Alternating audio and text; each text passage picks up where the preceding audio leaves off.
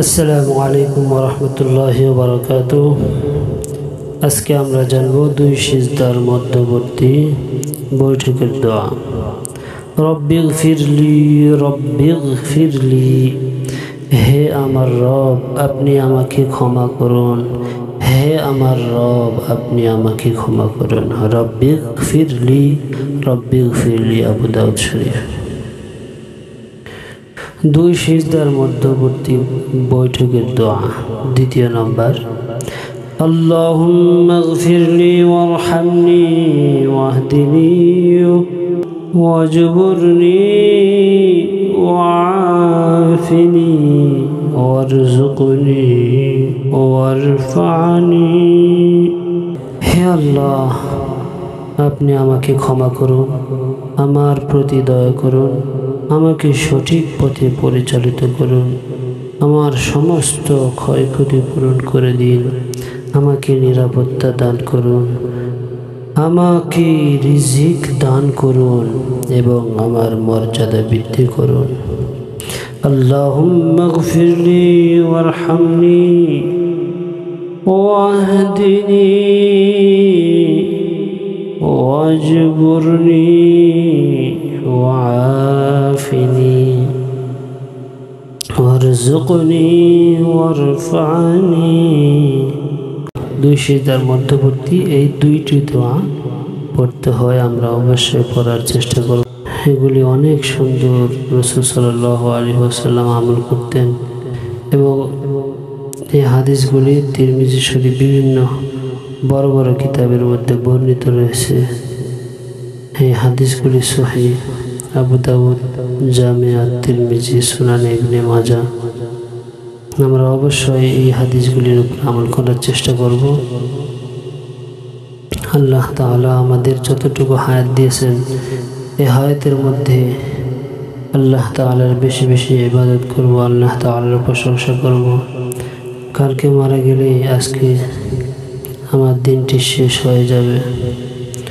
আগামী দিন, আগামীকাল, আগামী রাত আমি সময় পাবো কিনা তার কোনো গ্যারান্টি নেই।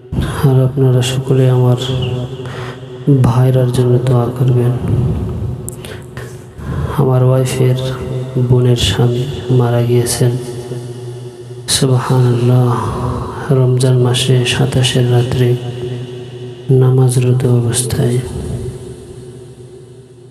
27 রাত্রে আল্লাহ তাআলা তাকে দুনিয়া থেকে নিয়ে যান। তাবলীগ জামাতের মধ্যে ছিলেন এবং আসরের নামাজ 3 রাকাত পড়ার পরে তিনি ঢলে পড়েন। এরপরে ওনাকে কিশোরগঞ্জ হসপিটালে নিয়ে যাওয়া হয়। ওখান থেকে ঢাকা বক্ষব্যাধি হসপিটালে, ওখান থেকে হৃদরোগ হসপিটালে, বক্ষব্যাধি থেকে হৃদরোগ হসপিটালে নিয়ে যাওয়া হয়। ওখানে তার জীবনটা আল্লাহ তাআলা দুনিয়া থেকে নিয়ে যান। আল্লাহ তাআলা তাকে জান্নাত নসিব করুন। এত সুন্দর মৃত্যু। সে মৃত্যুর আগে সবসময় কালেমা পড়তেছিল, আল্লাহর প্রশংসা মুখে বলতেছিল। যারা সবসময় সর্বদা আল্লাহ তাআলার নাম মুখে বলে তাদের মৃত্যু এমন হয়, সুবহানাল্লাহ। তিনার নাম ইব্রাহিম, ঢাকা মহাখালী ওয়ারলেস গেট তিনার বাসা ছিলেন। তিনি টিএনটি মাদ্রাসায় মুহাদ্দিস হিসাবে ছিলেন। দীর্ঘ 25 বছরের উপরে হতে পারে সে ওখানে মুহাদ্দিস। আল্লাহ তাআলা তাকে মাফ করে দিন, জান্নাতুল ফেরদাউস নসিব করুন। তার একটি মহিলা মাদ্রাসাও রয়েছে, যে বাসায় ভাড়া থাকতেন ওয়ারলেস গেটে। সেখানে তার ফ্ল্যাটে অনাবাসিক ছোট ছোট ছাত্রীরা পড়তে আসতেন, পড়ে আবার চলে যেতেন।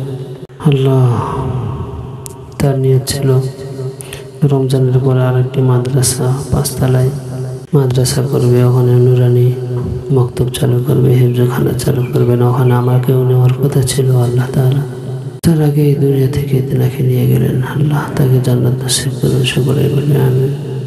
তাকে মাফ করে দিন। আসসালামু আলাইকুম ওয়া রাহমাতুল্লাহ।